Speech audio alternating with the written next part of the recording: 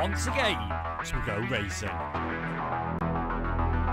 It does not get any better than this. The pressure is really on now. Yes, it's pole position. Lights out and we're racing in PSGL. The first lap has been absolute chaos. What an overtake. Oh no! I've never seen anything like it. Side by side again. This will be settled right at the end.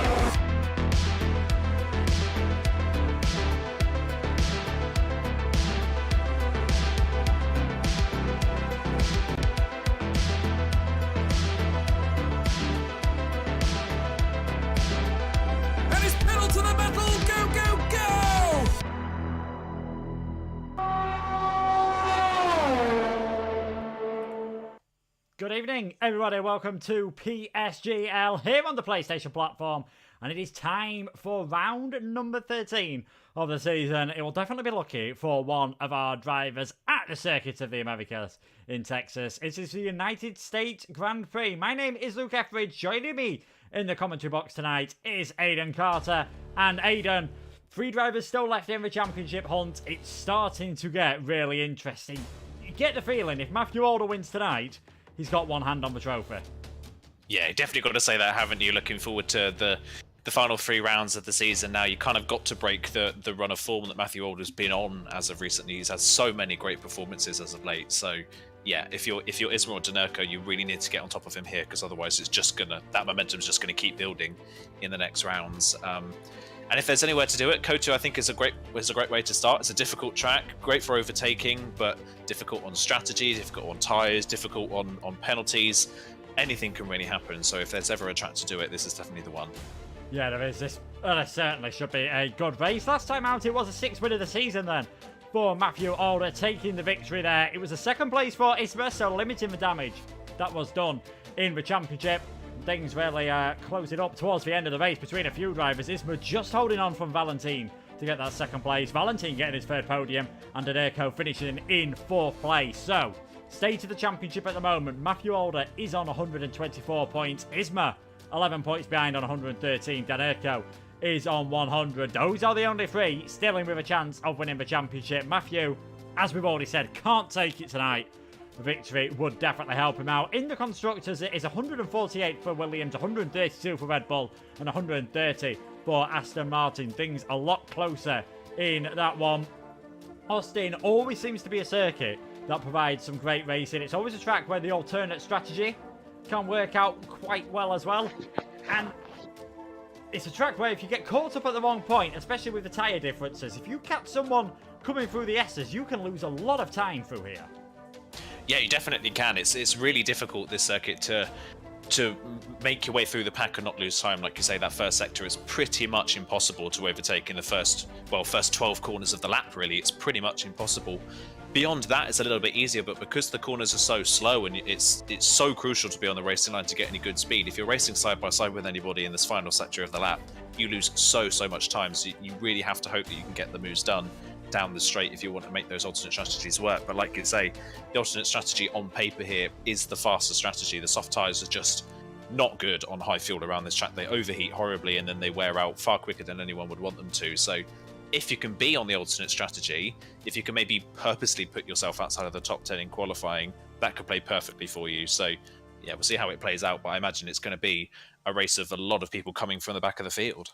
Yeah, it is. I do wonder whether any of our championship protagonists will think about that alternate strategy, because Danerko, he had a nightmare in qualifying in Singapore, managed to make his way up into 4th place. 24 points now off Matthew Alder at the top of the championship. Did go on that fantastic run of podiums, just couldn't convert many of them into a victory. He's only had 1 win, so I wonder if it'd be worth him trying something different, because it looks like, no disrespect to him, just looks like over the pure pace, he's not quite got enough to consistently beat Matthew and Isma, and especially at this late point in the season.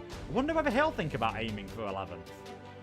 I think that's definitely a good start. I think if you're, as we've seen so many times this season, if you're running the same strategy as Matthew Alder, you're not likely to win. I think that's kind of how it's been as of recently. So you've got to do something different to try and put yourself at the front. And I think Danerko is probably one of the strongest, if not the strongest person to do that. So if that is what he wants to go for, then I would not be surprised if we see Janoko do that. I honestly wouldn't be surprised if we see someone like Isma do that as well. We've seen recently in recent rounds Isma has tried to run similar strategies to Matthew Older and maybe pitted a lap or two later, and they've just never worked in his favour, really. I think the last 3 rounds in a row he's done something like that, and it's just not worked. So I'm assuming both of them are going to try and do something different here, but you never know. We've seen Matthew Older do the same. We saw him have a brilliant performance in Monaco from the back of the grid because he wanted to start on a different compound of tyres. So who knows, Matthew Older could do the same and beat them all to it, and we could have someone completely different at the front of the field in qualifying this time around. Yeah, we can. I mean, we've had 4 different drivers win races so far this season. Mentioned Matthew Older has had 6 victories. Isma's had 4, Danerco's had 1, and Zander has had 1. We've had Max Vissel get close. Santeri has put in some good performances as well. So it would be interesting to see whether we are getting to that point at the end of the season, whether some of these drivers are now maybe going to take the opportunity to just relax that tiny bit more and to see whether they can put in a good performance in this in the final few races. But we are now heading out for qualifying. A few of the cars starting to come out on what is an extremely overcast circuit at the moment here in Austin. We aren't expecting any rain. Vitas system hasn't mentioned anything about rain. You can use !help to find out about all your favourite drivers as well. So yeah, it's going to be an interesting one to see how this qualifying session goes. Valentine heading out there, being a lot like some of these other drivers that have joined halfway through the season. You know, another prime example being Santeri. Just a revelation of how much pace they've got. All these that have stepped up from F2.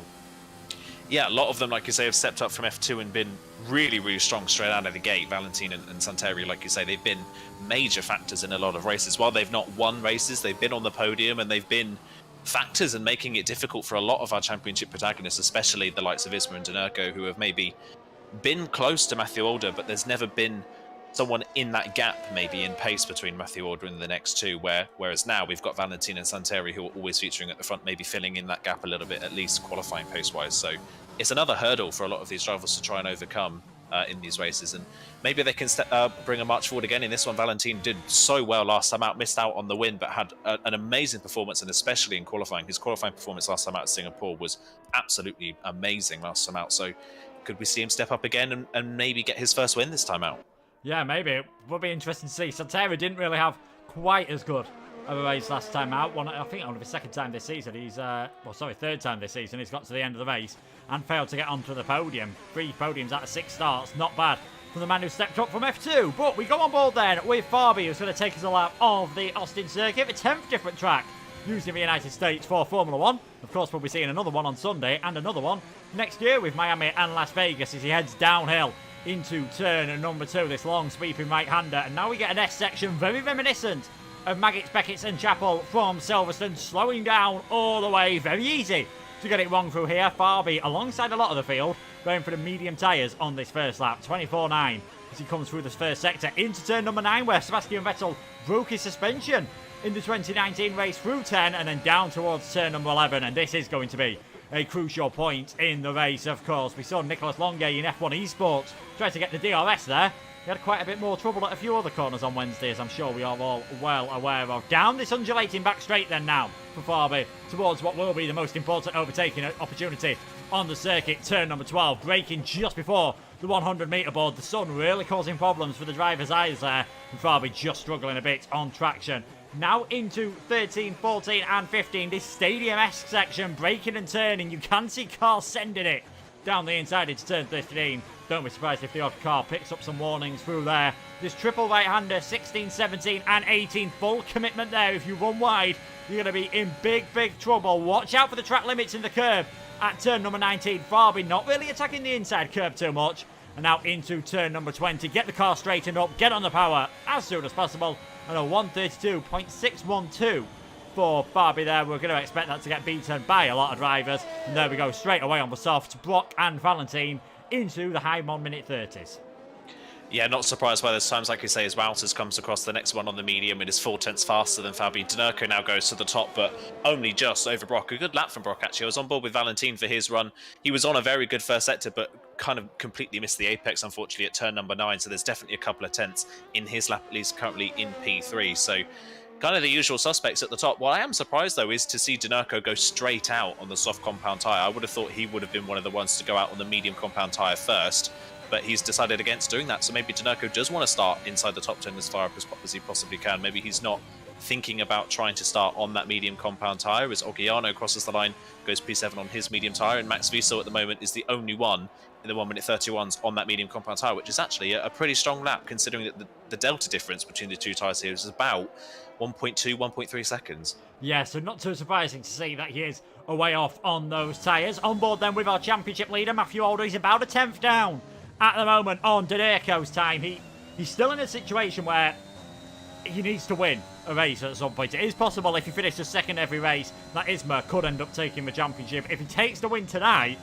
then maybe he can just afford to relax that tiny bit more. Said last week he's going to carry on doing what he's been doing all season, and who can blame him? It's certainly worked so far. Matthew Alder heads towards the finish line, puts himself up into 4th place for now. We've had a few drivers invalidate their first lap times. You can see there, Ordapel Gamer and Casper, and a happy birthday then to Casper. He said he's hoping for a win today. He'll certainly be hoping to get some decent points for the McLaren team at the moment. They are quite a long way down in the Constructors' Championship. McLaren 8th place at the moment, overtaking Alpha Tauri last week, courtesy of the podium for Valentine. Denurko, Brock, Valentine, Matthew Alder, Santeri, the fastest drivers at the moment. Isma going out a bit later to everyone else. Yes, he'll get himself a bit of clear air, but maybe limiting how many runs he can do, or maybe feeling it's not worth wasting a set of medium tyres for a run that's really not going to be fast enough.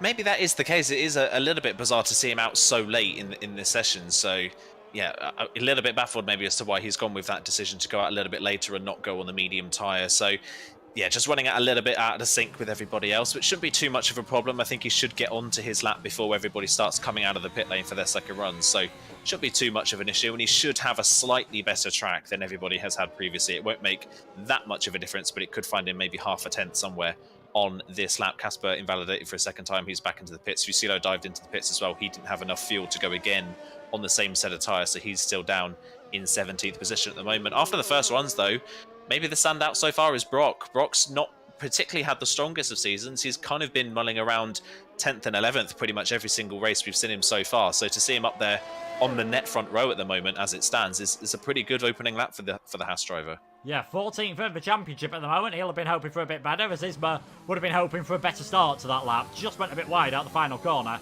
and he's instantly invalidated it. So we won't be seeing any improvements from, well, we won't be seeing any first run from Isma at the moment. Asakone was fastest in the first sector. Denurko fastest in the second sector. Yakita fastest in the third. Suggests to me that maybe Denurko's got a pretty quick car in a straight line, which could be useful when it comes to overtaking in this race. Isma still just going around on this lap, I think, just trying to get a bit of an idea what sort of lap times he'll be able to set, so won't be too much cause for concern at the moment. He'll probably be happy that Brock and Valentine are up there beating Denurko at the moment. Yakita putting in good time in 6th, and Asakone, he's really turned things around. We were calling him the nearly man for a few races because he always seemed to be there or thereabouts. Got his first podium of the season in Mexico.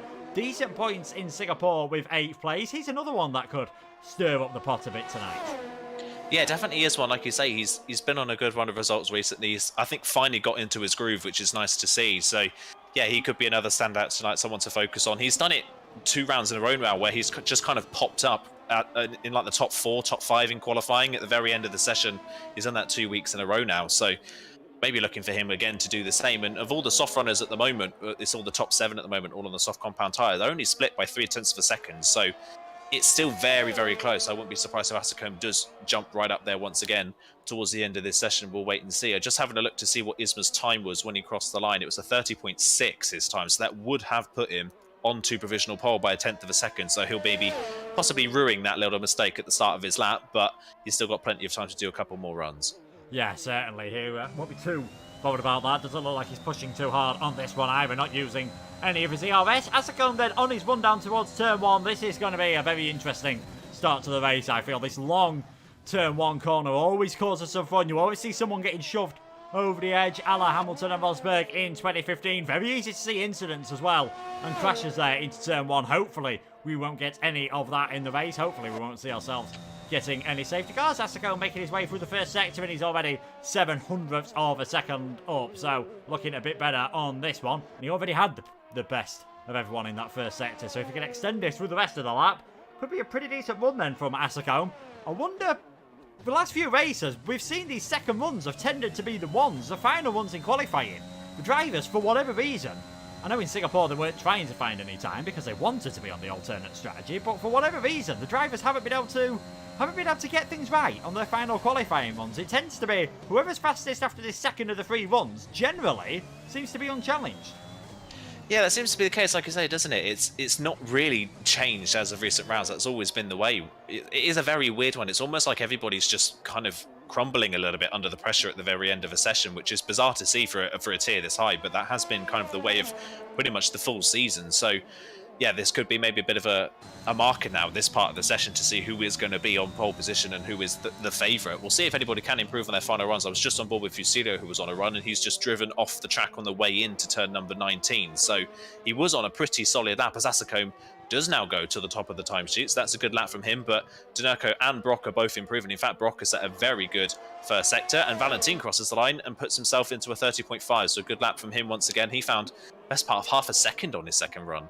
Yeah, that time from Valentin is still about 2/10 of a second off what we saw in the F2 pole position by Shazoo Tom, and that was only 9 thousandths off the pole position last year, which was a 1:30.359. Danerco making his way around the final corner. Can he get himself back up towards the top of the timesheets? He can indeed. A 1:30.539 for him. Brock's finding some time as well. Fastest of everyone in the first sector. This track evolution definitely having effects. We're seeing purple times all over our timing charts at the moment. Matthew Older looking good as well, as Santeri goes the first man into the 1:30.387s. Didn't really look special anywhere until the final sector that lap. We'll follow the Haas car around. We've already had a customer Ferrari team get themselves towards the top of the standings with Santeri. Can Brock get his way up there as well? Comes towards the line.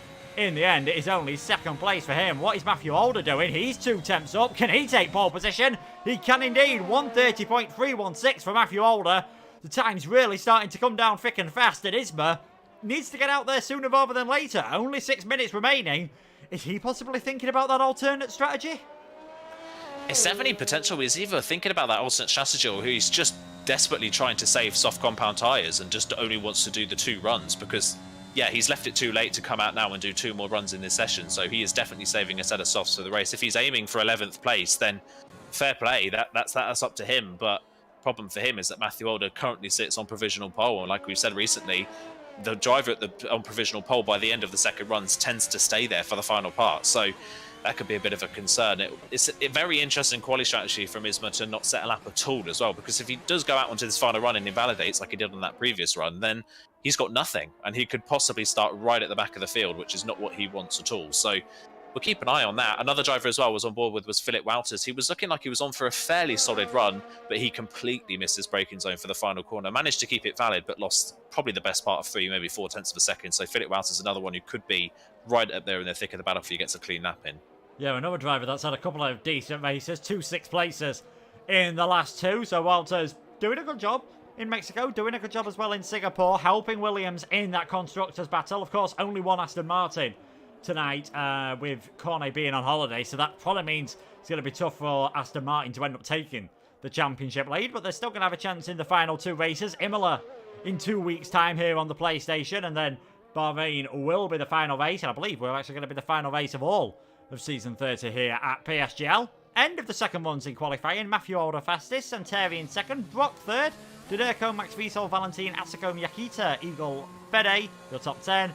Wouters, who we're seeing coming into the pits, would be the lead car on that alternate strategy. And then it'd be Casper, Ogiano, Fabi, Isma, Ardapal Gamer, and Fusilio. Everyone in the pits at the moment. You can just see both of the Red Bulls getting wheeled into the pit lane, and AlphaTauri up there as well. Extremely quiet out on the circuit. And Isma, we've said it already, this is bold, not setting any time whatsoever, because Danerco, don't know whether it was intentional, Danerco didn't set a time last week, right until the end, then went and invalidated. And with the pace he'd had, you've got to imagine if he'd have qualified 11th and 12th instead of 15th or 16th, could have possibly got that podium. It is certainly a risk for Isma at the moment, as we have got a Ferrari making his way out onto track, and that is Max Wiesel. We're just trying to see who it is actually at the moment, whether it is Max Wiesel. Sorry, it is Fabi heading out there on circuit. things just seem to have gone off the boil for Ferrari. It's been no disrespect to Ferrari fans, and I'm one of them as well. It's been a very Ferrari-like season. Promised a lot, and unfortunately, isn't going to deliver much. Yeah, it's the kind of the way of the world, isn't it, with Ferrari in Formula 1, real life and online at the moment. Yeah, they had such a good start to the season with Max picking up pole position in the first round, picking up a podium. Fabi had a couple of decent races to start off the season, but yeah, as the season's gone on, both of them have just kind of fallen away. Fabi spent a few weeks away as well, which obviously didn't help the momentum of the team, and yeah, they've just completely fallen off in recent rounds, especially Max Wiesel, who was probably, you've got to say, behind Matthew Alder after the first 3 or 4 races, was probably the other favourite in this title battle, but yeah, just has completely fallen off in recent rounds, as the whole team have. So yeah, shame to see. Hopefully they can get a good end to the season, but they've kind of fallen out of really any battles in this championship. Max is pretty much nailed on for 4th at the moment, it seems, in the Drivers' Championship. He's nowhere near close to Denurco in front, and Santeri's not close enough behind. So yeah, it's kind of a damned if you do, damned if you don't situation for Ferrari. They've got really nothing to fight for, so they've just kind of try and see what they can get for the rest of the season if it doesn't mean all that much. Yeah, we've said already that can help drivers at times. So if you have nothing to fight for, you can sort of just relax and drive with a bit of freedom. It can hinder them because quite often you do need that tiny bit of pressure from somewhere just to try and motivate yourself to putting in a good performance. So we'll be intrigued to see how Ferrari and a lot of these drivers who maybe just fighting for pride rather than any serious points for the rest of the season, will be intriguing to see how they do. It's going to be interesting to see how Ardapel Gamer does as well for the rest of this session. He took the win here last season. This was where the championship was decided. He took the victory. Jordan Poland finishing in 2nd place, and it was Matthew Alder who finished in 3rd. Not quite enough to stop Joost taking the championship. Let's see what Fabi can do then for the rest of his lap. Still, his best time is on a set of those medium tyres, as is Oggiano. So if we're going to see any serious improvements, likely to be from one of those two. Yeah, definitely going to be one of those two. Like you say, they haven't really set any representative times yet. And Fabi's first set is okay, but it's not particularly strong. It's a 0.6, which is about a 10th off the fastest we've seen so far. So we'll see what Oggiano can do. Fusilio as well is now out onto a lap. He's still not set a time in this session and has just invalidated in the middle part of in the first part of the lap, which is of course where he is going to struggle the most, being the only, I think, pad driver in this field at the moment. So again, for qualifying so far, Fusilio is just not really going well. And Fusilio's another one, isn't he, where the start of the season went really well for the Mercedes driver, and since the midpoint has just not really been a factor in some of these races. He's been able to hold on to his position in the championship because a lot of other people have had kind of up and down second halves of the season, but Fusilio has really struggled as of recently. Good middle sector though from Fabi. This is looking like at the moment this could be around where the likes of Asakoma and Nikita are. Yeah, could still be a pretty decent lap. I feel for Fusilio. The last 2 tracks, you know, Mexico, you've got that S section. Singapore, in general, is dreadful on the pad. He did manage to set a fastest lap there. Despite that, so Fabi just getting a bit of understeer. Coming through turn number 19, just scrubbing some speed off that he really could have done without. Slows himself down towards the line. That's a deliberate attempt to start on the alternate strategy, if ever I have seen one. So Fabi clearly quite happy to be starting this race on a set of medium tyres. His teammate, though, is doing a pretty good lap at the moment. Max Wiesel, fastest of everyone, 24.4. Coming through the first sector, has sort of been one of the kings of qualifying this season, has Max. It's not really gone well for him in the races, but he does have 3 pole positions, tied most with our top 2 in the championship. Checkered flag is out in this session. What sort of times are we going to see? Matthew Alder, unable to improve, stays in that pole position for now. He's just waiting to see what anyone else can do. Asacome's trying to find a bit of time. Oggiano shoots himself up towards 11th place as Carter just getting out of the way of the others. Can Asakome get himself up towards the top 5 here? Just one's a bit wide out the final corner. Puts himself up to 2nd place. Fastest of everyone in the middle sector. That was a lightning final couple of corners then for Asakome. What can Max Wiesel do? He's 29 thousandths up at the moment. He's going to have to find something special in this final sector. Santeri stays in 3rd position for now. We're not really seeing anyone looking like they are going to challenge Matthew Alder. Apart from that final part from Max Wiesel, goes fastest of everyone on a 1:32.81. Pulls it out right out of the death. Who else is improving? Brock finds he's lost out a bit in the final sector. Stays in 5th place. Valentine's all over the show. Big spin coming out of turn number 19. Doesn't want to reverse in the pit lane because he might get himself disqualified there. So might actually want to start facing the right direction sooner rather than later. And he does so. So it's going to be 7th place at best for Valentine. Fede's improving. He's invalidated. It doesn't look like it's going to be anything for Casper. Isma has got himself into that 11th place. Fusilio heading around the final corner. What can he do in the Mercedes? Doesn't look like he's going to challenge the fastest times. Gets himself up into 14th. So it's Max Wiesel, 4th time this season, on pole position. Matthew Older in 2nd place. Isma managing to get himself in that all-important 11th, and with his teammate right behind him. Watch out for Williams. Yeah, definitely watch out for Williams. That's worked out beautifully for them. If that was definitely their plan. Isma slowing down at the end of the lap. That is beautiful for his race, potentially, with the power of that alternate strategy. And yet again, nobody really improved in that final runs apart from Max Wiesel and Asacombe. Again, right at the end of the session in the AlphaTauri, popping up into the top 5 in that 3rd position. Really good run from him. I was on board with Santeri for his final run. He was absolutely flying, and then he cut the inside of turn number 19 and invalidated the time. The time probably could have got him just ahead of Matthew Older, but would have still been behind Max Wiesel's time. But yeah, again, a lot of people on those final runs just not able to improve. I think the one person that will be ruining that mistake on that final run potentially is Dinerco. P6 on the grid is not terrible, but he's going to be one of those first to be under pressure from those on the alternate strategy later on. Yeah, it is. It's generally you want to be towards the top 5, top 6 when you're on a set of soft tyres, although we've seen drivers get podiums and even wins from further down just inside the top 10. But it is Max Wiesel on pole position for the 4th time this season. Can he convert it into his first podium since round number 4 at the French Grand Prix? Matthew Older is in 2nd place, Asacombe in 3rd, Santeri in 4th, Brock Dinerco, Valentin, H-Eagle with a good qualifying session, Yakita and Fede round out the top 10. It's going to be Isma and Walters leading those on the alternate strategy, alongside Algiano, Fusilio, Barbie, Casper and Ardapal Gamer. He won here last season, failed to set a lap time this time out, so going to be quite difficult for him. Isma will be happy with that. That's what he aimed for, getting that 11th place. It's always a dangerous thing to do. If you go a bit faster and you end up in 10th, you look like a bit of an idiot. If you end up a long way down the order, you've got plenty of overtakes to do. But watch out for Isma. It's going to be crucial in the first few laps. We know the delta's quite big between the softs and the mediums. If he's got any chance of stopping within a second before the DRS is going to be activated, he could well get himself a podium and possibly even that victory.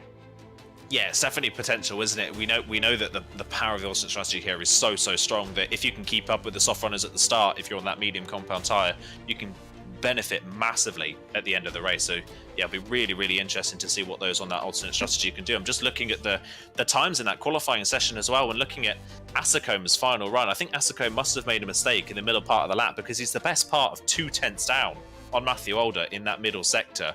So there's clearly something's gone on in that middle part of the lap for Asacombe. So Asacombe potentially has potentially cost himself that pole position in that run with that mistake. So again, really strong qualifying. Can he convert it in the race? Can he be one of those ones to feature right at the front? And again, shout out to Brock. I think another underappreciated performance in that qualifying session. Hasn't really featured at the front all season long. I think that's potentially his first top 5 in qualifying all season. Yeah, I think it might be as well. I'm just thinking whether it's another situation from Asacombe. Is it different sort of setup at the moment, maybe? Because Matthew Older does look incredibly fast at that part of the circuit, and like you said, Asacombe just a bit off, so might be ideal for the qualifying pace. Could find himself a bit of a sitting duck in the race around the Circuit of the Americas. 5.531 kilometers, 3.425 miles, 9 turns to the right, 11 turns to the left, and the 2 DRS zones. We all know the one to watch out for is going to be that one towards the towards turn number 11. We can see the tyres that everyone is on there. Interesting from Casper to go on a set of softs. Don't think there's really any other surprises there. That the other 6 have all gone for the mediums. Yeah, not really a shock. Like you say, I think we know that the medium tyre is the better race tyre around this track, so not a shock to see most of those outside.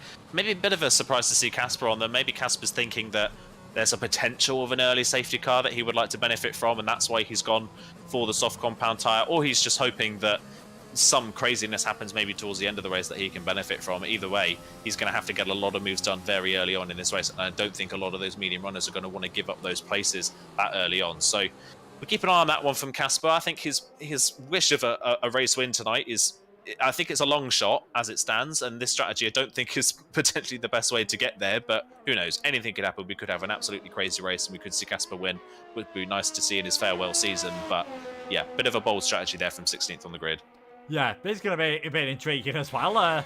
Ardapal Gamer, Benjamin, going on for a nice little joyous little glory. Maybe a bit of a late of a celebration from his win last season. Seems to be taking this formation lap quite slow indeed around here. But Max Wiesel on pole position, 4th time this season. Got a chance to maybe convert that to that first victory. He's going to want to put in a good performance here. And it could all be about whoever gets up ahead in towards turn number 1. Matthew Older is a long way ahead of Donerko. The one he's got to think about is Isma, just thinking about that alternate strategy, and needs to be careful on the penalties. We saw a lot of invalidations in qualifying. Could well be one of those races where keeping it clean determines who takes the victory. Yeah, definitely potential, like you say, that is going to be something in the back of these drivers' mind. Do they push as hard as they can, or do they just try and kind of wait it out a little bit? Tyre temperatures are so bad at the start of the race on the softs that you could see a lot of penalties very early on, or at least them pick up a lot of warnings, and then they'll have to manage for the rest of the race. So the ones that can manage the warnings better at the start of the race could be a lot stronger towards the end. Yeah, certainly. If we get any safety cars, that is going to have a big say in things as well. All the 17 cars are into place, and we're going to get the United States Grand Prix underway. The 5 lights are on. They go out, and it is go here in Austin. It seems like a good start then from Max Wiesel. Doesn't look like Matthew Older is going to be able to challenge him. Santeri's had a fantastic start as well, but it is Max Wiesel leading this race. Matthew Older in second place. Valentin just finding himself being that one car that is getting shoved over the edge, but it is Wiesel, Older, Santeri, Asicombe, Donerko trying to go side by side with Asicombe. Has to give that one out straight away. And oh, Valentin out of the race already. Big off coming through the S's. Will that cause an early safety car? And Aiden, it sounds like you saw a bit of that. Yeah, I was on board with Valentini. Was side by side with Brock all the way through this S section, and neither of them wanted to back out. And Casper just, unfortunately, just driving really into the side of the Haas car and spinning off the side of him into the wall. Nothing that Brock did wrong there. I think Valentini should have backed out of that one. Yeah, certainly not the start to the race. He would have wanted on board with Yakita. He was getting close to the back of Brock. No DRS for these first couple of laps. Look at Fede, all underneath the rear wing of his senior team, and with H. Eagle in the Red Bull. He's going to send one down the inside into turn number 1, that's into turn number 11. That's always a brave thing to do there. I think Fusilio, he's just slowing down on the straight, so I wonder whether Fusilio's got some problems at the moment, or whether he's just had a bit of a spin. Looks like he is recovering things at the moment as Fede and H. Eagle continue this battle, and in the end, Fede able to get himself back up ahead onto the tail of Yakita. Isma and Walters still leading those medium runners. It's definitely not going to be a two-stop strategy, despite what AWS says at the bottom of the screen. Max Wiesel leads this race at the end of lap 1. 7/10 of a second ahead of Matthew Older, and Santeri's got himself up into 3rd, and Donerko also gaining a position. That's the minimum he needs to do. Donerko, if he wants to get this championship, he needs to get some brave moves done. Yeah, he's got to get a move on, hasn't he? He was pretty brave up the inside of turn 1, and it paid off for him to get ahead of Brock and up into that 5th position. He'll really want to get past Asicombe, who already looks like he's struggling a little bit. Asicombe just didn't really react to the lights going out, and that's what cost him quite a lot of time in these early phases, why he dropped behind Santeri. By the way, I note what happened to Fusilio down that back straight. I don't know if they were running 3 wide, but I think Fusilio, Fabi, and Ardapal Gamer all crashed into, and Oggiano, I think, possibly all 4 of them, made a little bit of contact down that back straight, and Fusilio was about maybe half an inch away from slamming into the wall and also retiring down that back straight. Lucky to get away with it, but they were all running 3 or 4 wide down that back straight, and they all just kind of converged into one. Yeah, that's 3 into 1. Definitely doesn't work out at the moment. As Max Wiesel, he's really going things at the moment. He's clearly trying to break that 1 second window at the moment. DRS will be activated next time around for all these drivers. First time they'll be able to use it is on the one out of turn number 11 towards turn number 12, the detection point in between 10 and 11.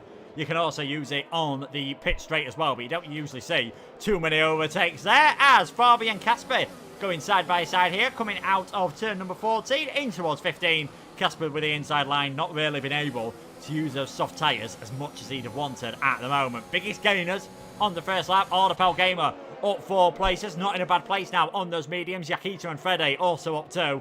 Obviously, apart from Valentin, the biggest losers there, Fusilio down 2. We also had H. Eagle, Brock, and Asicombe down 1. Max is definitely pushing things at the moment. He's just not been able to break that 1 second window, and that might give Matthew Older the opportunity, if he wants to go for the lead of this race. Could be one of those where in the first stint, drivers are quite happy just to stick behind the leader, save a bit of fuel, and save a bit of ERS, because that's one thing we haven't mentioned. This track is incredibly hard on the fuel usage. You need to put a bit extra in, otherwise you're going to find yourself either saving fuel or running out at the end. Yeah, it's really hard on everything, this track, really, isn't it? There's so many things about this track that are really limiting on these cars. So, yeah, a lot of drivers potentially could be struggling at the end of the race. with this strategy for Max Wiesel trying to pull away at the front, we've seen a lot of drivers try this season. It just never works, really, does it? We never see anybody break that DRS train. I think because everybody's so evenly matched in this field, it's pretty much impossible to try and break that DRS toe. And there you go, Matthew Order, without really having to try, is now right back on the back of that Ferrari, down in towards turn number 13. So, yeah, I don't know why Max has decided to burn up so much ERS trying to break away. It's not really done anything for him, apart from the fact that Matthew Order has also burnt an equal amount of ERS. Santeri in third, sitting pretty at the moment on a good amount of ERS. So he's probably the one at the moment in the most favourable position. He's just sitting back, like you say, waiting for the moment to come. Also keeping an eye on those medium runners. They have not lost a single bit of time at the start of this race. They are not struggling at all to keep up with the drivers in front. So I'm going to give it maybe to lap 5 before we start seeing Isma possibly putting the moves on the likes of HG Gunnafelli to try and work his way forwards. Yeah, certainly. So this has been an ideal start then for HG, for Isma, I should say. Didn't lose any places, gained one obviously because of Valentin's retirement. That's, you know, in the nicest way. I don't think I'll be too upset about that. That's one less car he might have to work his way past later on. And he's on the back of HG. But with this car being in a train, yes, it keeps him in touch with the front.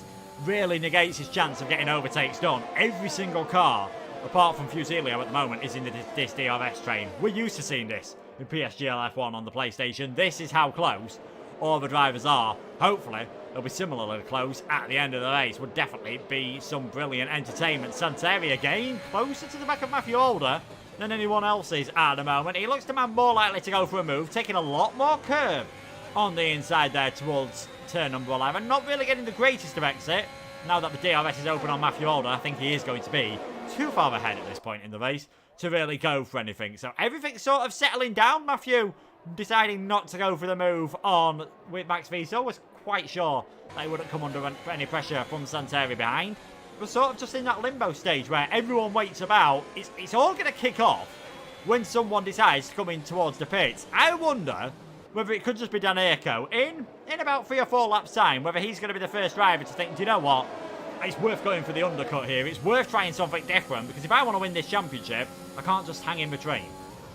Yeah, we've said it so many times, haven't we, where drivers have maybe tried to go long to try and extend the stint and work it out that way, and that just never works, really, does it? You've got to try the undercut, and yeah, would not be surprised if Danuko, or maybe now Yakita might be the first ones to come in. Yakita with the first time penalty of the race at the end of lap 4, so that is pretty early on. Kind of talks about what I was mentioning earlier, that if you pick the penalties up early on in this race, you could really, really struggle towards the end. There's a little bit of a wobble there at turn number 1 for Asako, and that's put him potentially out of range now of Santeri in front. He's got to try and get back within range in this first sector, but that could be very, very difficult to do. And that's an opening for Danuka to try and get a move done if Asako can't get back within DRS detection point, which is just before the hairpin.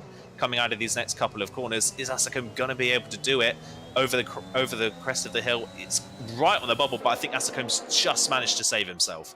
Just managed to save himself with that DRS, but he's not going to have much of a slipstream, I don't think, heading down this straight. So maybe there's still a possibility for Danuko to get the run done. You can see everything just spreads out, you know, just like that slinky effect almost on the straights with the acceleration and the deceleration of the cars. And in fact, Danuko isn't able to get close enough. Yakita pretty close to the back of Brock, nothing doing. Where there was a split in the train though was Philip Walters, dropped back behind his teammate, and that is Oggiorno up towards 11th place. Been a few races since we've seen the Italian scoring points for Shizou driver. I wonder whether he could be one to watch out for at the end. He'll now be desperate to get onto the back of Isma. Looks like Asakome has recovered from that mistake, and looks like things are just settling down at the front of the field as Max Wiesel comes around the penultimate corner for lap number 5 of this race. Everyone staying out there, everyone clearly knowing that they're going for that soft medium strategy, and it's a bit too early to come into the pits at this moment in time. But things still really close. One slight mistake, one penalty. We've seen Yakita the only driver to pick up a 3-second penalty at the moment, and everything can change. Santeri though, he's looking racy. Danuko also as well. It's just so tough to get any moves done, but he's seen a bit of a crack from Asakome. He's seen that first tiny little mistake, and who knows, maybe if he just starts waving around in the mirrors, might get another opportunity to force a mistake from the Alpha Tauri. Yeah, definitely potential for Danuko to force a mistake out. We've seen Asakome already a couple of times in this race struggle a little bit with that car, so the car maybe the setup-wise just a little bit on edge for the AlphaTauri, which is why he's got good speed out of it in qualifying, but it's maybe just a little bit more difficult to get consistent pace out of it in the race, as Danuko does get a really nice run through the hairpin, but again, the DRS for Asakome's just going to save him down that back straight. running a ball with Matthew Older as well. Him staying behind Max Wiesel was let him build up that ERS bank. He's now back up to 80%, whereas Max Wiesel was running dangerously close to now derating down some of these straights. So that's why Matthew Older is sitting behind, if anybody is wondering. Also, a good thing about sitting behind, you can save fuel. If you're just sitting in the DRS train, you can lift and coast by the end of the straight. That can really help your fuel saving. And like we've mentioned, this track is particularly hard on fuel. So that's another reason why we might be seeing the likes of Matthew Older and Santeri not pushing at this point in the race. They're just thinking about the race later on. They don't want to go too hammer and tongs early on, because if it does, you're just going to be a sitting duck really at the end of the race if you're having to save fuel or save ERS. Yeah, as I'm sure we're all aware as well, the more fuel you've got in the car, yes, you're going to comfortably get towards the end of the race, but the more load you're putting through the tyres, you're putting less fuel, you've got to do a bit of lifting and coasting, and that generally tends to be the quickest way. A safety car should negate any concerns these drivers have got about fuel. Well, who knows? Depends how lightly they've gone at the moment. Doesn't look like anyone in too much fuel trouble. We'll know if we see the yellow sign start to appear on that dashboard there. You can just see on the right hand side of it. If that appears this early on in the race, around here, you might just find yourself in a tiny bit of trouble. Santeri, Max Wiesel and Matthew Older just in between them then. Still incredibly close between these drivers. Still no one thinking about a pit stop. And still Isma, the only medium runner, able to keep pace with those on the soft tyres. This is good news for him again. He'll just be hoping that a few of them start coming into the pit soon so he can maybe start to use those mediums, because they will be the better tyre to be on at the moment. Just stuck in the DRS train, he can't really do much. Yeah, can't do much, like you say. As now we've got to change for the lead. Matthew Older's decided this time around he's had enough of sitting behind Max Wiesel. He's gone for the lead of the race now, has Matthew Older. So is that a sign now that he is getting ready for that pit stop? Has he decided, is he going to come in at the end of this lap, or does he want to try and extend a couple more laps and just needs a bit of free air? We'll wait and see.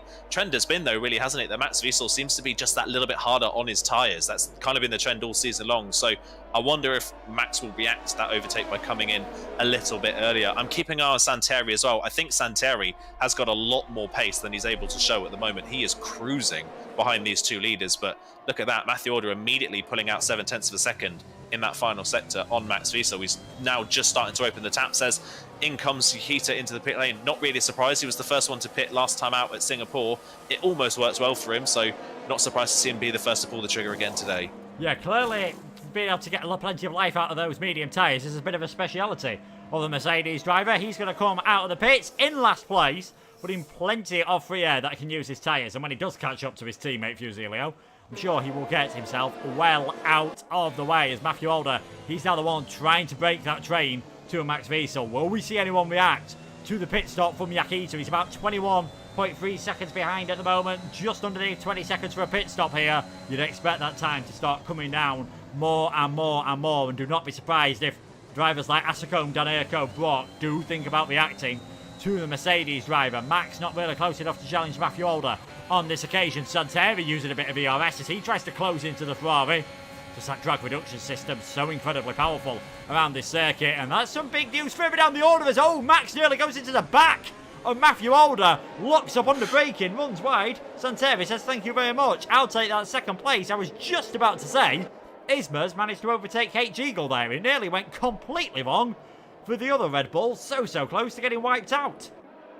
Yeah, that would have been the second time this season that that's happened to Matthew Older, wouldn't it, if that had been the case? But yeah, really close there for Max Wiesel. But again, he's just starting to struggle, isn't he? Max Wiesel always seems to start a race really well and then just kind of fades as the stint goes on, as almost everybody coming in, it seems, at the same time. Asacombe and Danerco are the ones staying out this time around. So Asacombe will take the lead of this race. Both AlphaTauris, I think, actually staying out, which is interesting to see. So one of these AlphaTauris is going to have to go very long on this soft compound tyre. It could play out nicely for them later on, but they'll have to take the pain early in this race. Ismo, crucial that you got that moved on H. Eagle. H. Eagle was just about to drop out of DRS range to the drivers in front, so Ismo needed to get that move done to be able to stay within range, and he's now well within range of Fede as well, so you can tell the medium tyres already looking like the better tyre. As out of the pit lane comes everybody, and Yukita, with that one lap undercut, is almost going to be ahead of Max Wiesel. Not quite, but Yukita went from 7th in the queue almost into a net 3rd. Yeah, that's the part of the undercut around this circuit. Yukita then burnt up a lot of ERS doing so, but now that he's got the drag reduction system, he will be able to save a bit of that and just help himself onto the back of Max Santeri and Matthew Older. But yeah, Yukita doing a brilliant job there, undercutting Brock of course, who's trying to stay in range, and that's probably bad news for Asicom, Denerco, Fede, and maybe some of those others as well, as Denerco trying to go round the outside of Asicom. This battle's going to run and run through the first part of sector number 3 here. We see it so often. Asicom just staying ahead for now, just managing to hold up Denerco, but these drivers really going to suffer in the pit stop, and this is probably starting to hold Isma up as well. He's only 1.4 seconds off the lead of the race all of a sudden. So let's wait and see how things work out. You'd imagine the majority of those, probably everyone else on the softs apart from Fede, coming into the pits on this lap. And no, they all staying out a bit longer. So clearly thinking, might as well not get undercut by 1 lap, as Asicom actually does make a bit of a late call to come into the pits. Fede, Denerco and H all thinking, you know what, it's worth staying out a bit longer. They'll pay the price for it immediately. They'll lose out a long way. They might lose out on the DRS as well. But if they work together, you never know. Fresher tyres at the end of the race could work out. And if there's a safety car now, they'll look very clever indeed. Yeah, they will look very clever, like you say, if there is a safety car. But I'm a bit apprehensive about this for Denerco. I've said it multiple times, haven't we, that Isma's tried this strategy in recent rounds by going longer in the first stint and then just dropping down into the back of the train never really seems to pay out in their favour. They just can't work their way back through the train. And Asicom, after his pit stop, has come up behind Brock and Nikita, so he's lost a couple of places already. And you'd imagine Denerco and Fede will be further behind that as well. So I worry for Denerco here that while he may have a bit of an advantage tyre-wise later on in the race, I don't know if it will be enough of a tyre advantage to be able to work his way back through the train, especially if the train stays glued as it is doing right now. We've not seen a break in the train yet, apart from in the medium runners at the moment. Beyond that, everybody has stayed in the train as Oggiano and Philip Wouters continue to swap positions down the straight. Crucial thing, though, for Isma here, right behind Fede and Denerco, they should come in at the end of this lap. When they do, Isma will have the best part of 4 seconds over the rest of the medium runners. He has completely dropped all those drivers on the same strategy as him. Yeah, that's ideal news for him. Maybe not ideal news for his teammate, who we can see has been battling with Oggiano quite often, but it's not looking too bad for Isma at the moment. I think he's in a pretty decent situation as Denerco and Fede carry on again. H-Eagle then comes into the pits. You can just see that telltale graining sign on the front right tyre that they usually get at around about 60%. You start to see that on the driver's camera. So H-Eagle comes into the pits. It is going to be a fresh set of medium tyres. He's still not putting in a bad performance either for the Constructors' Championship for Red Bull. Still in with a chance, extremely close between themselves, Williams and Aston Martin in there as well. Walters is fat now. He's dropped behind Ardapel Gamer, so that is Ben working his way up in the Haas. He's got himself up into 5th. Net lead of this race, still Matthew Alder. Maybe just starting to come under a bit of pressure from Santeri. The good news for Matthew, though, he's caught up for Fusilio. The bad news, look at the point of the track where he's doing it. That Mercedes has got a lot less grip than him at the moment, and this is costing Matthew and the rest of the pack a lot of time. Yeah, definitely costing them a lot of time, but keeping an eye on Santeri here, he is able to stick so close to the back of Matthew Alder in that first sector. That Alfa Romeo looks hooked up on those medium compound tyres. I thought he looked strong on the softs a moment ago. On the mediums, he looks even stronger. So here goes Matthew Alder. Fusilio's really trying to defend the line here, but nothing really you can do. The power of DRS and Matthew Alder and Santeri both breeze past. Matsu's going to try and do the same around the outside. Can he get the move done on Fusilio around the outside of the corner? It's going to be close on the exit. He's just forced a little bit wide, but fair racing, I think, from the two of them. Max should be down the inside, but fair play to Fusilio. He's holding on to the position against the Ferrari and should hold on to it through the next corner. He has the better line through the corner, and yeah, Fusilio holds on to the place, which holds Matsusa up that little bit more and continues to help out Nikita just that little bit as well. That now, though, could let Matthew Alder and Santeri break off into the distance. That's really crucial that Matthew Alder and Santeri were able to get through at the same time. Yeah, I think that little break in the train is good news for all of our championship protagonists. Matthew Alder's been able to escape away. Isma, you know, he's seeing these drivers on the soft tyres getting held up, and Denerco, who has gone a bit longer, might still be pretty close to the back of this train then. You can just see, though, how much time you lose out by pitting that bit later. That's that train coming round there, and himself and Fede do still head out ahead of H-Eagle, but 2.3 seconds off the back of that next train. Things are going to be quite tough for them. Isma now in the lead of this race by 4.2 seconds then over Oggiano. Ardapel Gamer in 3rd, Walters in 4th, Casper hanging around, clearly trying something different, clearly seeing if he's going to get a bit of a birthday bonus from those 11-lap-old soft tyres. Somehow, I don't think he will. And then it is Farby in 6th and Matthew Alder now in 7th place. And I wonder whether we're going to see Santeri attack. He's looked good all race. Now he's got a chance with a bit of ERS and a bit of DRS to see if he can make any moves. Not close enough on this occasion. Will Max Wiesel manage to work his way past Fusilio, who again defends for that inside line? Neither of them with a lot of ERS. Max with the DRS. Has he got the overlap this time? And Fusilio still going to try and fight it side by side, the two of them. And I think this time Max is a bit further alongside on the run down towards turn number 13. But Fusilio is not giving up. And this is getting really frustrating with a Ferrari man. Max Wiesel tries it round the outside of turn number 15. He's just not going to be far enough alongside, I don't think. Fusilio might hold on to this one a bit more, and these are now 1.5 seconds on the back of Santeri. And you've got Yakita, but Asacombe also losing out, allowing Danerco and the rest to catch up. Yeah, allow them to catch up, and now Yakita's attacking Max Wiesel as well, so it's just going wrong again in the second half of the race for Max Wiesel. It's just falling apart now, and Yakita on the back, and they're going to go 3 wide potentially into turn 1. Fusilio defends, Matt's the inside, Yakita going the long way round the outside. Fusilio completely backs out of the corner, and Yakita could get 2 in 1 here around the outside. He's got the inside for turn 2. He's done the move. Lovely, lovely move from Yakita, and that was well played by the Mercedes. I think Fusilio was doing that just to hold up, to help his teammate, and Yakita's managed to go round the outside of his teammate and Max Wiesel at turn 1. But they are now, like you say, crucially 2.2 seconds off of our net leaders, and Danerco in a lap has caught them when he was 2.5 seconds back coming out of the pit lane. So yeah, played beautifully back into the hands of Danerco. Now got to keep an eye on what Isma's times are doing, because if Fusilio continues to hold these guys up, this just plays further and further into the hands of Isma later on. Yeah, just trying to see the times. Last lap around, Fusilio was a tenth of a second slower than what Isma was doing, and therefore Max Wiesel was in around that time as well, whereas Matthew and Santeri were a second faster than Isma and Fusilio. So there you go. He's not gaining on those drivers that are being held up by Fusilio, as now Brock and Asacombe get through, and I think Danerco is going to make his way past as well, but he's not losing out to them, and that is the important thing at the moment. He's not losing out too much to these drivers. Watch out for him when he comes onto the soft side. Imagine in 4 to 5 laps time we're going to see Isma coming to the pits for a set of the soft tyres. It has allowed Isma and Santeri to break away. Yakita in 3rd place at the moment, but with that 3-second time penalty, that would still keep Max Wiesel in a net 3rd place, despite not really looking like he had the pace, especially as his tyres were starting to wear. He's actually not in too bad of a position at this moment in time, as Santeri closes up to the back of Matthew Alder. Can't do anything on this occasion, but he's got a full battery. Matthew Alder's on about 50% at the moment. That could get crucial in the final few laps, especially if Santeri can just force Matthew to get that little bit defensive. Yeah, and I think the great thing here for Santeri is that A, he's got Yakita behind you as a time penalty, but both Yakita and Max Wiesel are really low on ERS, so the time that they're gaining back in the first sector, they are losing that and then some down the back straight, just because they don't have any straight line speed to be able to keep up with the 2 drivers in front. So they're not really under any threat from behind us. Matthew Alder does slightly miss the apex there of the hairpin, but kind of about gets away with it. I think Santeri is just sitting there waiting for the end of this race, but we mentioned on the previous lap that Santeri and Matthew Alder were a second a lap faster than Isma. That time around, they weren't actually any faster. In fact, last time around, Isma was only half a tenth slower than our net leaders of Matthew Alder and Santeri that last lap around. So I don't know if Matthew Alder made a mistake, or whether he's just starting to back off that little bit, but all of a sudden Isma's up the pace, and now Isma's looking just as fast as our net race leaders, but on tyres that are nearly 10 laps older.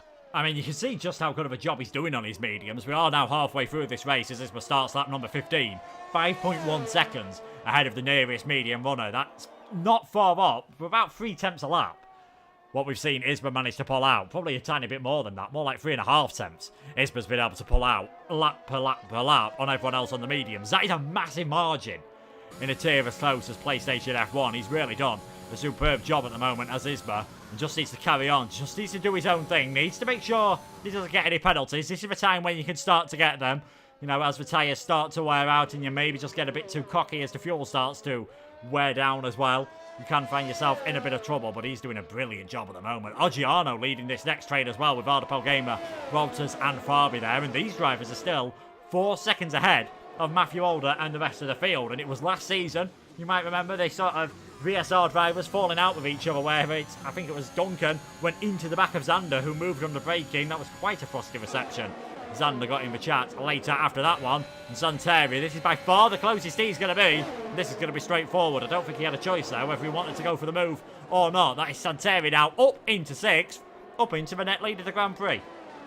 Yeah, we'll see now whether the pace starts to up itself, because Matthew Older on these last couple of laps seems to have just kind of not been pushing that hard. I don't know whether he's saving fuel or just trying not to burn his DRS, being at the front of a DRS queue, but Matthew Older's not had great pace considering the age of his tyres on previous laps. We'll see if Santeri now can up the pace a bit now that he's taken the net lead, but on previous laps, Yukita's been the best part of nearly half a second faster than Santeri and Matthew Older. It's just the fact that they've had DRS means that he can't get back in range, and that's with Yukita basically derating at every part of the track. So the Mercedes driver on the oldest set of the tyres of all those that have pitted is actually got really good pace. And there you go, Santeri 34.4 on that lap, of course helped by DRS, but that is still a very good lap for the Alfa Romeo.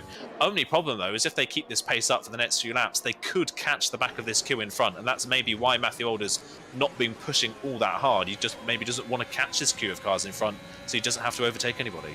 Yeah, and as we saw a couple of laps ago, it's all about where you catch up this queue of cars in front, and if Farby can get DRS, maybe he could help out his teammate as well. Maybe he could help catch his pack back up again and really make things interesting towards the end of this race. On board with Max Wiesel then, he's currently just trying to stay onto the back of Yakita, almost dropped outside of DRS range there, 9/10 of a second. Could this be an opportunity for Brock, Asacombe, Kaneko, Fede and H-Eagle, or to try and fight themselves? Fusilio still staying ahead of Casper, who is in the last place at the moment, as Ardapel Gamer manages to work his way past Oggiano. That is Ben up into second place in his Haas. Started in last. Could still get himself a very decent amount of points in the Haas this season. I'm just trying to think actually. He's not scored any points this season. 11th was his best finish at the Belgian Grand Prix. Was in the points there, but lost out thanks to 15 seconds worth of penalties. So still an opportunity for the Haas driver to get his first points of the season. Isma rounding the final corner then to start lap number 17. He has now got a 5.5 second lead. And you can see from them timing towers, Santeri is now within DRS range of Farby. This could be important. Farby dives his way into the pits there, as does Walters. Did Santeri get a little boost of DRS just to help him out? No, he did not. So maybe the ideal time, actually, for Farby to get out of the way. Because if he hadn't, we'd have seen Santeri and Matthew Older stuck behind through the Asses, and we already know from Fusilio earlier, you are not going to make any overtakes through there.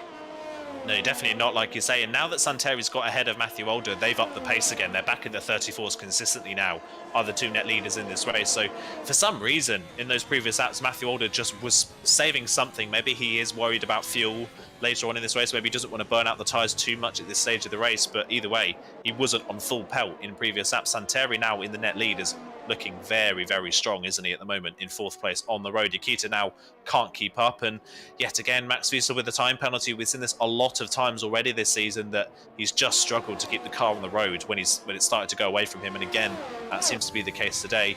Keep an eye on Danerco and Fede as well. Of course, they were the ones that stayed out the longest on the softs at the start. We're not seeing the advantage of those fresh mediums just yet. It should come to them later on in the race, but as of right now, they've not made any progress at all. No, not made any progress at all. I thought Max Wiesel was going to make some progress up the order there, up into 6th place, really close up to the back of Yakita, choosing not to go for the move, choosing again just to sit back, save a bit of ERS, but at the moment, with that 3-second time penalty, if the race finished now, he'd drop behind H-Eagle. He would drop 5 positions if the race finished now. And there's the big news then. Isma into the pits at the end of lap number 17. 11 laps to do on a fresh set of soft tyres is more than achievable. Oggiano dives into the pits as well. It's going to be soft for Isma. He is going to come out roughly, it should come out ahead of Casper, I think, at the moment. Might be pretty close with the McLaren. I think he will come out behind Fusilio as well, so he needs to make a move with Fusilio sooner rather than later, but it shouldn't be too long before the Mercedes dives his way into the pits, and you can see there Isma has just come out behind Fusilio. Half a second quicker probably would have gained him a lot of time. This is not where the Spaniard wanted to be. No, definitely not. But actually, never mind. Fusilio decided not to fight that one at all and basically moved out of the way. So what could have been a horrible moment for Isma's race has actually not affected him at all in the end. And Fusilio recognising that one, backing out of it. So 3 seconds is the gap between Isma and the train. He's got, I'd say he's got maybe a couple of laps to get onto the train, and then he's got to start making moves, hasn't he? He can't sit around and wait because he'll just get stuck in the train like pretty much everybody else has done all race long. So Isma's now really got to get a move on. You can see he's pushing on this lap. That's a couple of times he's been, I think, just over track limit, so maybe he's had to lift off to avoid getting a warning.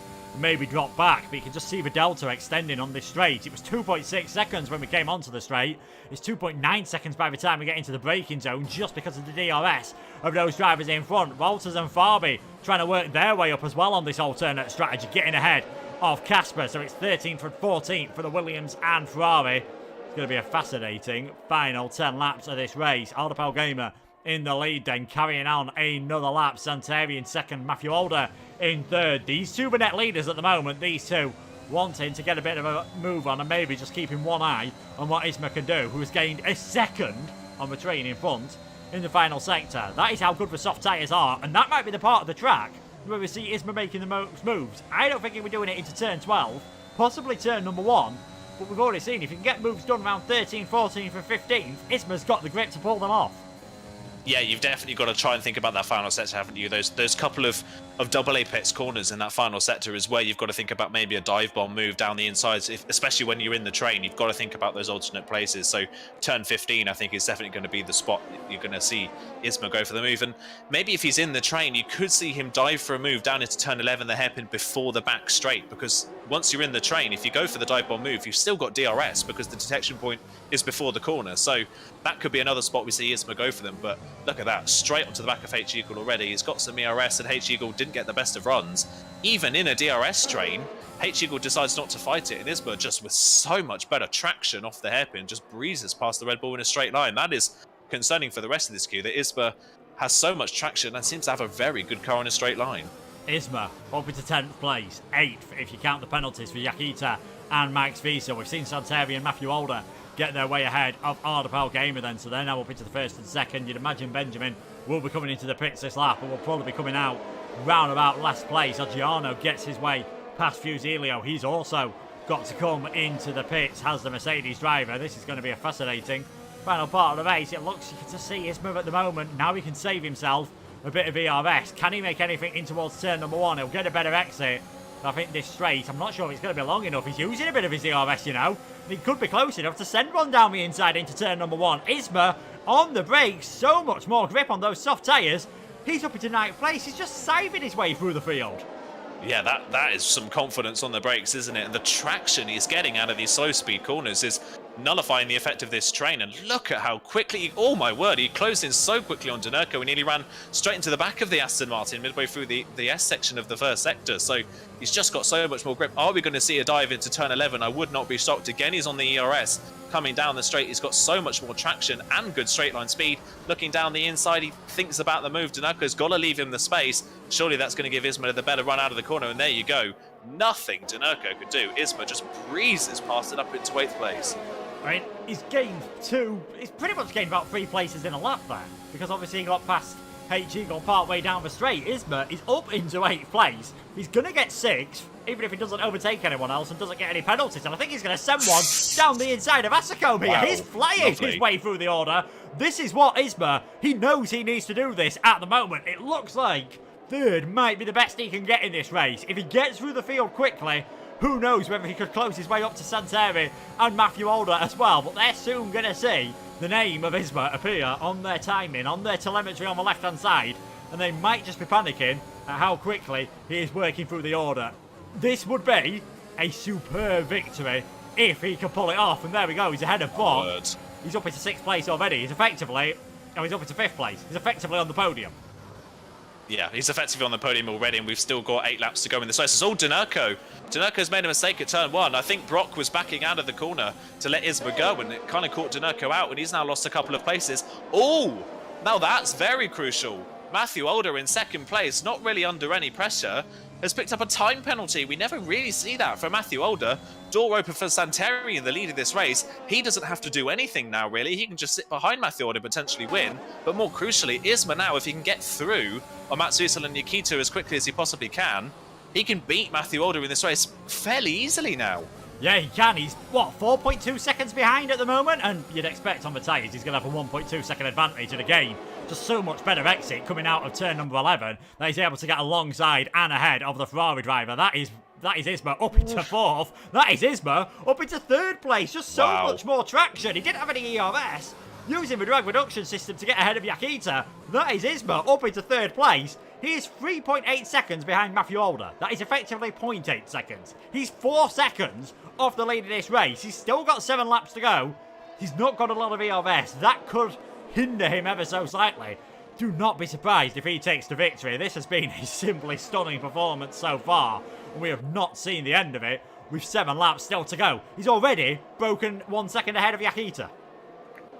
Wow. I hate to be rude to the other drivers, but Isma just kind of drove through the pack like they were AI drivers in that. It's so easy for Isma. Isma made that look just uncompetitive almost for everybody else. He just scythed through the pack. I think that move on Asacombe, that dive bomb down into turn number 13 was absolutely stunning, and fair play to Asacombe as well for giving the space and allowing him to do that. But yeah, Isma scythed through that pack like they were in AI mode. That was massive for him. And Denurka now, to compound that a bad few laps, has now picked up a time penalty. I don't know if he picked up any damage as well in that little moment that he had. I think he has. He's picked up a very small amount of damage. So it's all gone wrong for Denurka. We said, didn't we, that his low qualifying position could put him under threat from those on the alternate strategy.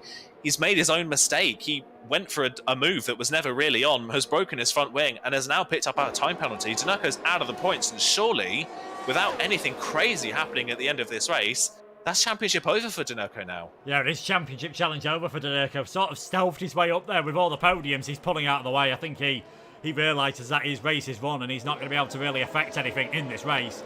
It just shows how good of a job Isma's doing, though, at the moment. The next highest car on the alternate strategy is his teammate. He's in 10th place at the moment as Fede and Brock are battling side by side. Fede does have them slightly better tyres, so this does help him out. Round the outside at 16, 17 and 18. And that is the Italian driver up into 6th place. This is looking pretty good for Fede. He'd finished 4th as things stand at the moment, and I'm fairly sure that would be his best result of the season so far. His next highest, he's had a couple of 5th places, I think, so far this season. 1 5th, actually, at round number 1 in Portugal. And Denurka comes into the pits, retires from the race. His championship challenge is finished here. Ardapal Gamer sets the fastest lap, and I suppose that's a bit of a small mercy maybe for Matthew Alder, that he knows Isma isn't going to get the fastest lap, but he's already nearly within DRS range. Yeah, already near within the DRS range, like you say. He's just got a couple of corners. Can he get it this time around? Can he get the run through these next couple of corners? I don't think he's quite going to be there, but down by the pit straight, surely he's going to be within DRS range. And the crucial thing here, Matthew Alder has got some ERS left in his back pocket, but Matthew Alder was running dangerously close to losing DRS to Santeri at the same time. So Matthew Alder, while he's got the ERS in his back pocket, he's not got the pace on Santeri. Santeri has looked the faster driver here, and Matthew Alder's just kind of been clinging on in recent laps to the back of that Alfa Romeo. And yeah, Fede, those fresher mediums now really starting to come into play. I said they would start to come into play a little bit later on in the race for him and Denurka. Denurka obviously hasn't been able to utilise them. Fede, though, now starting to breeze through the pack, and yeah, a lot of drivers on those older medium tyres really starting to fall off the pace. Yakita especially, his gap now to Santeri, it was about 3 seconds, maybe 5 or 6 laps ago. He's the best part of nearly 6 seconds off the lead now. Yeah, not really gone out well for Yakita towards the end of this race. Went for that undercut. This is where you start playing the price. And Fede hoping he can get ahead of Wiesel and Yakita sooner rather than later. Because if he could, you never know, any penalties for those further ahead, any hard defending, he might have a chance of getting his first ever podium here in PSGL F1. 5 laps to go, though. It is Santeri leading this race. Matthew Alder in second with the penalty, so he's out of it for winning it. One man who isn't is Isma, 3rd place on those soft tyres. He's now within the drag reduction system range of Matthew Alder. He will be able to use it down towards turn number 12. He'll be able to use it down towards turn number 1, but not having a lot of ERS, it's going to be tough to overtake there. I wonder if he's going to try and go for it in that middle part of the lap, and it's worth Matthew defending, because the longer he can hold up Isma, the less likely it is that he manages to pass the Alfa Romeo and take a victory. Yeah, he's got to hold Isma up here, isn't he? He's got to hope that he can hold him up and make sure that he can't have a run at Santeri, and that will be really damaging for Matthew Alder's title challenge if Isma can get ahead of him quickly now and get onto Santeri. But he'll also be hoping maybe he can force Isma into picking up a penalty himself. We don't know what the penalty situation is for Isma at the moment. He could be on 2 warnings, so if Matthew Alder can force him into a mistake, that could help him as well, as Max Wiesel gets the move on in Nikita down the back straight and is up into 4th place. But of course his penalties are still going to drop him a lot further down. Well, we mentioned earlier on as well, even though Isma dropped the rest of the medium runners by the best part of 6 seconds, those other medium runners have now caught this net lead. As oh my word, Ogiana going for a dive on the inside of Fabi there. Lovely move down the inside, and oh, Fabi losing the rear of the car on the exit of the corner. That's big contact with the wall. Is that potentially a late safety car? Yes, it is. Now that completely throws everything back up into the air. Do we see anybody come into the pit lane? Max Wiesel's coming in. The leaders have passed the pit lane. They're going to get caught by the safety car. Well, this completely changes everything. Santeri and Matthew Older could not react to that safety car. We have a late safety car, 4 laps to go. We're only going to get 2 laps of racing. Isma, he's in 6th place at the moment. He's in 3rd place, but he is on older soft tyres. So is he going to be able to hold off Max Wiesel, Walters, the rest of the drivers? Ardapel Gamer stays out there as well. So that does give Isma a 1-car buffer. And now the bad news for Matthew Older and for Max Wiesel and for Jack Eater is they've all got 3-second time penalties. They are going to lose tons of places possibly. Yeah, that is really awful, especially for Matthew Older, like you say, who had the gap on the rest of the field. The worst he would have finished is 3rd in that race. Now he's got loads of people behind him that can challenge him. Ardapel Gamer, like you say, could be on for a podium here. Hasn't scored any points. And Ardapel Gamer could be on for a podium. The good thing for Ardapel Gamer is, like you say, we should only really have 2 laps of racing left once this race gets going again. And the 2 drivers directly behind him have both got penalties. So he doesn't really have to fight Max and Nikita all that hard to still be on for a net podium. Matthew Older could drop potentially out of the points. If he gets overtaken by Isma early on at the safety car restart, Matthew Older could be really vulnerable to the soft runners behind. And if he falls out of the points, what a turn of events that would be, and how amazing would that be for Isma's championship chances? I mean, this is completely, like Kryptonite said, this is a massive curveball. We'd expect him the safety car will stay out for 1 more lap. It will come in at the end of lap number 26. That is the latest the game lets the safety car stay out for. You always get 2 laps of racing, but it does mean there will be no DRS. It means all the drivers have been able to save all their VRS. It means anyone who is struggling on fuel will be able to save all their fuel. But yeah, this has been an absolutely superb place at the moment. Fusilio quite a long way back off the pack, so we are definitely going to get no DRS and only 2 laps of racing. Yeah, this has thrown a spanner in the works for Matthew Older. Him and Santeri are going to struggle on this restart. You'd imagine Isma's not going to be in the best situation as well. He could also drop some places down the order. Ardapel Gamer could be favourite for this victory. It's definitely the potential, isn't it? Ardapel Gamer could be in a really good spot. I think Isma's race here really depends on if he can get past Matthew Older. If he can get past Matthew Older, then that's at least another buffer that he can put between himself and all those on fresh, soft compound tyres. If he can't do that, and he's immediately under threat from the cars behind, then he'll be in a real struggle. It's all about Santeri as well. What can Santeri do on those 16-lap-old mediums? We saw other drivers on the medium compound tyres really starting to struggle at the very end of that stint. We saw people like Max and Nikita dropping back into the clutches of Fede. So I really worry for Santeri here, who's looked on to win this race pretty much from the moment they pitted. It's looked like Santeri's race to lose. Here now for Santeri, he could have lost this race through potentially no fault of his own. Yes, yeah, definitely. It looked like the pace of Isma's tyres were just starting to wear. And maybe with that lack of ERS, he was struggling to challenge Matthew Older. So Santeri, he's had a few podiums this season. He was looking very good for a first victory. And again, it might be one of these now where can he hold on for a podium, having a buffer between him and the soft runners, having 3 cars in between him and the first car on a fresh set of soft tyres. You have to go down to Fede into 7th place for the first car that is A, freshly on softs, and B, without any penalties at the moment. Could Fede's first ever top tier podium be a victory here in Austin? This is going to be an amazing final few laps. Isma and Matthew Older have got to be careful to make sure they don't pick up any damage or pick up any penalties, because that could well completely swing the championship, especially for Isma, who's 11 points behind at the moment. And if the race finished as it was now, not counting any of the penalties, he'd drop to 13 points behind.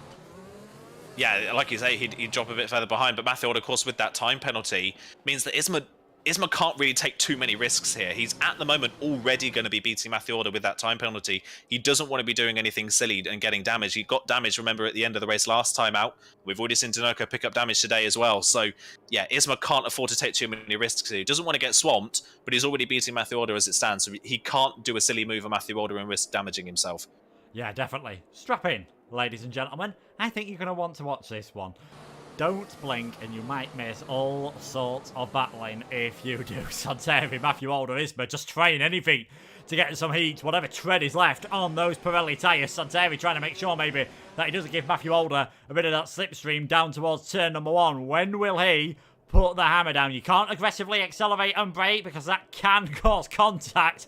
You've got the entire field there within the straight between turns number 18 and 19. Santeri does go for it, and you know what? Matthew Alder has been able to go with him. 2 laps of green flag action. Go now, and Isma trying to close up to the back of Matthew. Will he send one down the inside into turn number 1? Has he got enough grip to send one down the inside into turn number 1? He tries it. Alder almost goes into the back of Santeri there. They both get a bit of wheel spin, and Isma's done it. He's up towards second place. Max Wiesel all over the back of Alder Gamer as well as he tries to work his way up on those fresh soft tyres. Santeri, it didn't look like he got the best restart, but he's managed to hold on to the lead of this race. Alder drops down towards third, and it is now Isma in second place. He just knows he's got to try and overtake Santeri, and it looks like he's going to have the grip to do so. And here comes Benjamin on the back of Matthew Alder. Can he send one down the inside into turn 11? He's going for it on the brakes. Manages to make it work, and Max Wiesel battling with Yakita as well. Yeah, then Max Wiesel and Yakita here could put Matthew Alder down a few more places here in this race. They're going 3 wide down the back straight, and there goes Isma for the lead down the inside with the straight line speed of that Williams. Nothing Santeri can do when Isma breezes past. They're still 3 wide into the hairpin. Ardebal Gamer should still come out on top, but Matthew Alder all of a sudden is down to 6th. He's plummeted at this restart. That dive from Isma at turn 1 caught Matthew Alder out. He did run into the back of Santeri, and another mistake there coming out of turn number 13, and that has put Fede around the outside. A bit of contact, and Matthew Alder continues to fall out of this race. Matthew Alder is going to score no points today. I was about to say he might be able to get his penalty removed to stay in the points. He's not going to get in the points even if his penalty does get removed. As things stay at the moment, it's all gone 1 for Matthew Alder. I think he's quite happily just trying to almost get out of the way there. Yakita and Ardebal Gamer are battling. It's not been a great exit out of the final corner for Benjamin. He is in 6th position. We have 1 lap to go. Yakita and Fede battling.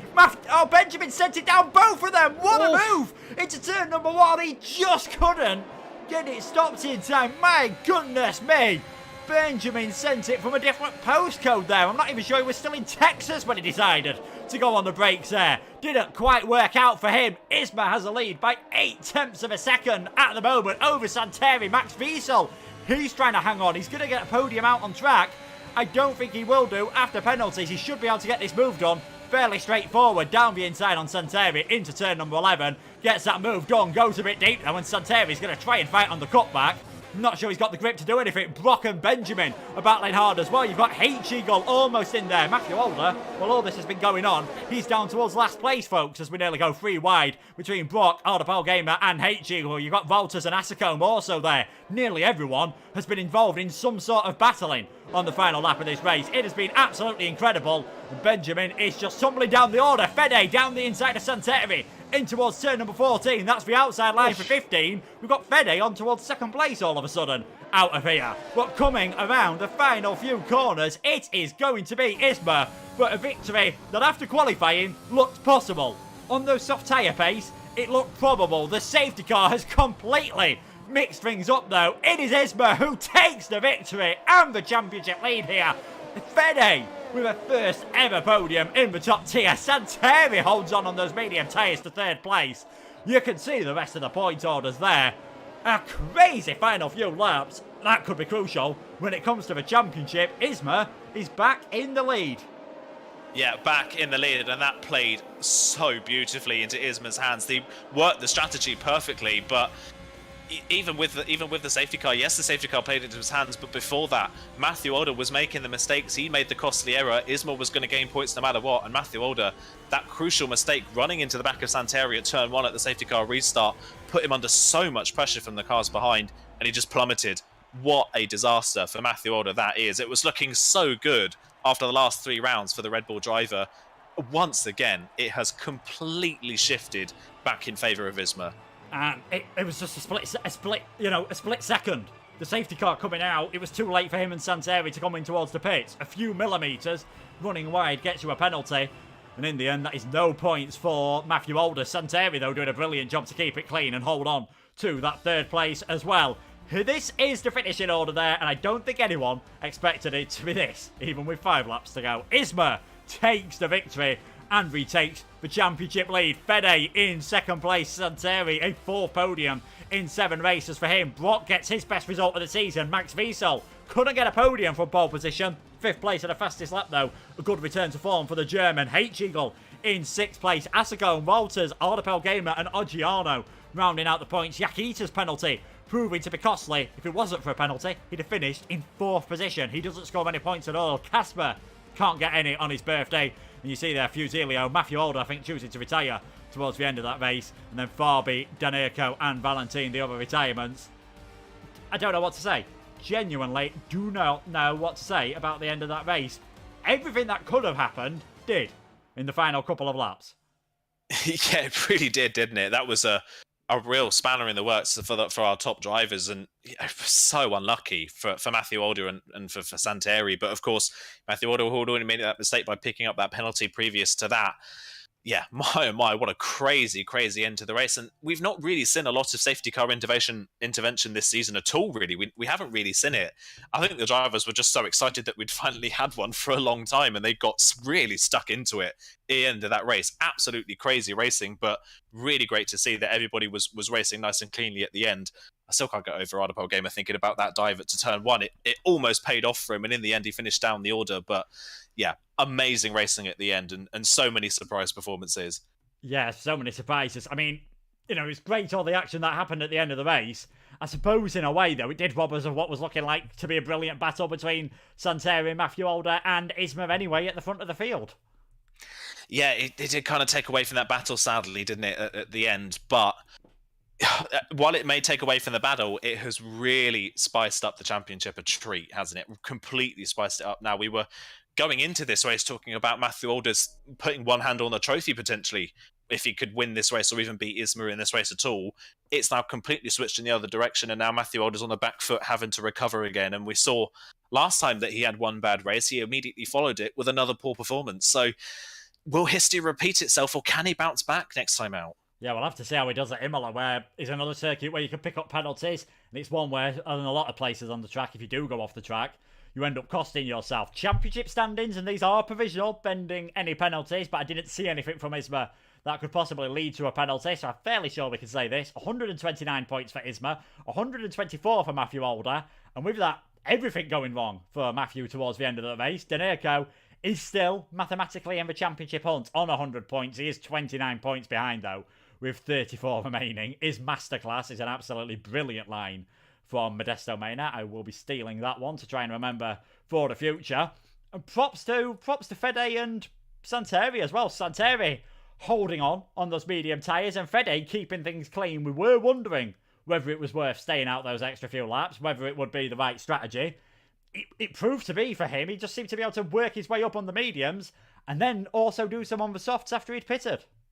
Yeah, definitely played out in his favour in the end, didn't it, by staying out that few laps longer. I think even without that safety car, Fede was easily on for that 4th position, which would have been his best result anyway, and that safety car just played further into his hands. And yeah, a word on Santeri, we saw Matthew Alder just completely plummet through the field, but on the same age of tyre, Santeri was able to hold on to a podium, which is great to see. But again, gutting for him, so close to a win, and probably would have been a win without that safety car. I don't think Isma had the raw speed to be able to get through the 2 drivers in front on the age of tyres and the DRS being in play at that point in the race. But it's coming for Santeri, isn't it? It's going to be coming around the corner, potentially in one of these last 2 races, if not next season, because Santeri's been so strong in recent rounds. And what's that? That's 4 out of 7 now podiums for him this season.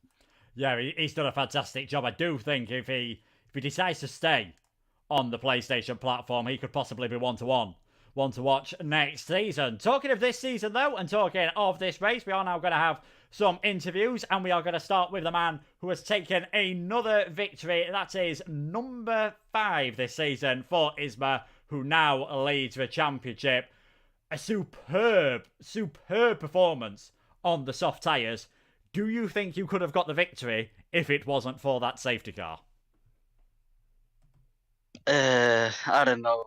Right now I'm speechless because I was so scared when the safety car came out.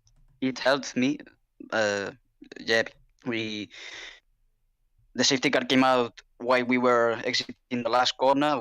Lucky for Matthew and Santeri, but I was scared too because behind me they were a lot of drivers with fresh softs, so I had to pass Matthew and Santeri as soon as I could. But yeah, um, I aimed for P11 and worked.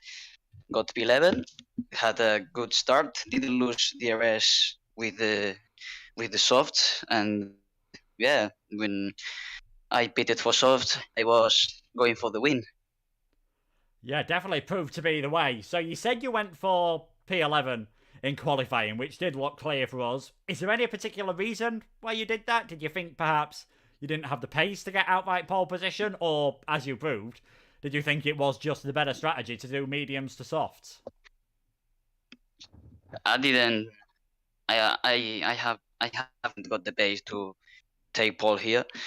I'm not really fast around here in qualifying, so I aimed for P11. Yeah, that's it. I knew I wasn't going to take pole, and that's why I went for P11. Yeah, definitely. Worked out superbly for you. Aiden, any questions? I think a question for me: of any of those final overtakes that you pulled off at the end of the race, is there one that stands out as a particular favourite from yours? Because there were so many great overtakes from yourself at the end of that race. Yeah, I enjoyed a lot overtaking those mediums. Particularly not because he's my championship rival, but yeah, in the first corner with Matthew, I had to send it from 2/10, I think, or something like that, and Santeri was close in front of him. So I I liked that one. Was a bit risky, but went well. Yeah, worked perfectly for you in the end. And then looking forward to the final two rounds of the championship, we saw the alternate strategy work perfectly for you today. Is that the plan going forward? Do you think you're going to be able to use the alternate strategy to your advantage in the final two rounds, or do you think the final two rounds are more about trying to win on outright speed again? I really don't know, mate. First of all, I gotta see if I have the pace to get pole or be in the top three, and then we will see if I go for pole or for P11. I don't know. It depends a lot. It depends if the train isn't broke or something like that. So yeah. Yeah, brilliant stuff from you. Congratulations on another win this season, and congratulations as well on taking the lead of the championship. Thank you. Yeah, certainly. Congratulations then to Isma on taking the victory. It was, as we said, an absolutely brilliant performance on those soft tyres. Interesting that he said he didn't think he had the pace to do anything in that race, and therefore he felt like he was forced to go for the mediums. Might be doing that again. Wouldn't Imola, maybe not. Wouldn't surprise me if we see that from him in Bahrain, though, in our final race of the season. Yeah, definitely wouldn't be surprised. Like you say, Imola obviously is a bit more difficult to overtake, so that kind of strategy doesn't really work. You've only really got that one overtaking opportunity down into Tamburello, but yeah, Bahrain is a really good opportunity. We know the alternate strategy can be strong at Bahrain. There's a lot of overtaking opportunities, so that could be one. And what a finale to a championship that would be, wouldn't it? If we saw Matthew Aldo on the regular strategy and Isma working his way back through the field on the alternate strategy, trying to win the championship. That would be a great finale. So fingers crossed we get to see that. Yeah, hopefully we get a championship finale under the lights in the Middle East without any controversies towards the end. I mean, a late safety car definitely helped out one of them today, but it was all above board, and it was Isma who took the victory. As you can see, it's a 2-week break for us now and the rest of the PlayStation tiers before we go to Italy on the 16th of May and then Bahrain on the 23rd of May. But there's still plenty of action to come on the PC platform after the issues earlier on this season. They're catching up with their races. They are going to be racing at Brazil this week with Dan and Andy taking you through the action there. Jarno Otmi are so close to taking the championship. Join them on Wednesday and join the rest of the PC tiers on the Thursday. We've got 2 weeks off though, and it's going to be so fascinating when we come back. 5 points now between Isma and Matthew Older at the top of the championship. Everything spinning round in the final couple of laps in that race. Can Isma take the championship at Imola, or will Matthew Older drag it to the final round of the season? From myself and Aidan, thank you so much for watching, and we'll see you very soon. Goodbye.